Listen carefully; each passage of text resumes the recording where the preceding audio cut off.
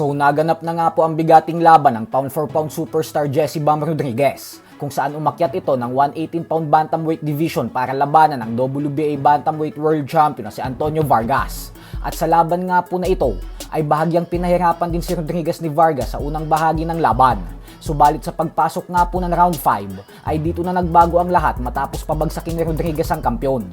Ganun pa man ay nagawa pa din itong bumangon at tapusin ang 5th round. Pero pagpasok ng round 6 ay dito na nagtapos ang laban matapos bumagsak sa ikalawang pagkakataon ni Vargas. Hindi na kinaya pang makabangon ng kampyon kaya naman nakuha ni Rodriguez ang panalo via 6th round knockout. Dahil sa tagumpay na ito ay isa na siyang ganap na 3 division champion sa edad lamang na 26 anyos. Bukod dyan ay sinabi na din ni Rodriguez sa post-fight interview na handa na siyang labanan si Naoya Inoue.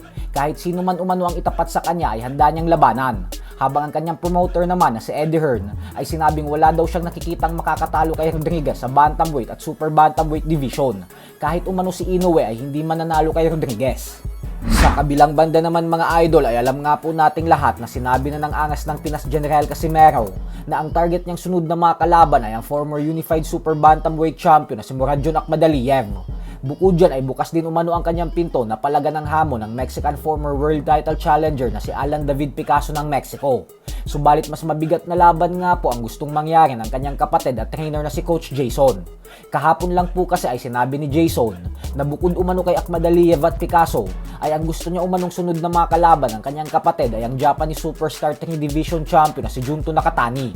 Buong buo din po kasi ang paniniwala ni Coach Jason na hindi rin tatago si Nakatani sa angas ng Pinas. Dahil dito ay madaming fans naman ang nagustuhan ng ideya ni Jason dahil naniniwala din ang mga ito na mas magandang laban at malaking pangalan si Nakatani kumpara kay Akhmadaliev at Picasso.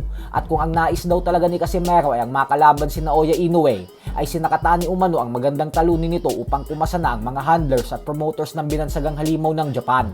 Pero ang problema po kasi sa ngayon ay medyo matagal-tagal pang mawawala sa boxing si Nakatani. Gawa ng sumailalim ito sa isang operasyon matapos mabasag ang kanyang orbital bone sa naging laban nila ni Inoue nitong nakalipas na buwan lamang. Samantala, sinabi naman nga po ng ama ni David Benavides na handa daw silang labanan ang former undisputed light heavyweight champion na si Arthur Beterbiev. Mataas umano ang kanilang respeto dito. Subalit sa ngayon umano ay mas gusto muna nilang labanan si Dmitry Bivol dahil ito ang may hawak ng mga titulo. Kaya mas malaki daw ang tsansa nilang maging undisputed champion kung si Bivol ang sasagupain nila.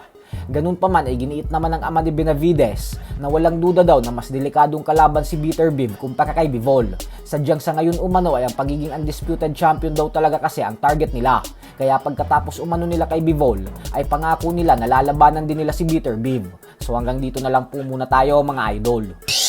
Sports Talk PH, kakaiba ang laban ng mga Pinoy. Lakas at dedikasyon ng aros ng tinuon. Kamaong nagbabaga ang sayo ay baba.